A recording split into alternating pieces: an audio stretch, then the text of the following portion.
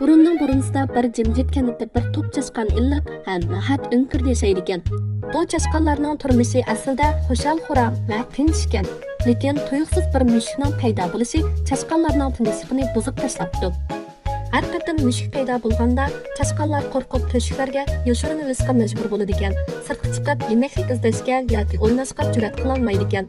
Bir kuni chashqanlar cho'ng yig'in ichib, bu mushukning masalasini qanday hal qilish to'g'risida muzokara qilishibdi. Chashqanlar bir-birlab har xil o'y-fikrlarni o'tirib qo'yishga boshlabdi. Lekin bu amallar ancha amaliy bo'lmabdi. Ko'pchilik umidsiz turganda bir yosh chashqan o'tirib chiqib, yurakli qoldi. Biz nima uchun mushukning bo'yniga qo'ng'iroq esib qo'ymaymiz? Bundaq bo'lganda mushuk midirslar qo'ng'iroq chirillaydi. Biz uning shapisini oldin anglab, vaqtida qochib ketalaymiz debdi. Bu taklif darhol barliq chashqanlarning qo'llashiga erishibdi.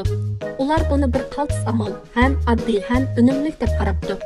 Shu asnoda tuyuqsiz bir qayri chashqan o'tirg'i chiqib savol so'rabdi. Bundaqda aramizdagi qaysi chashqan oldiga chiqib mushuk qo'ng'iroq asidi deb so'rabdi. Buni anglagan ko'pchilik shu an jimib qoldi.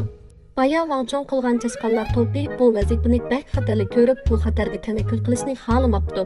Ham oxirida yig'in hech qanday natija chiqmagan ahvol ostida oxirlashibdi.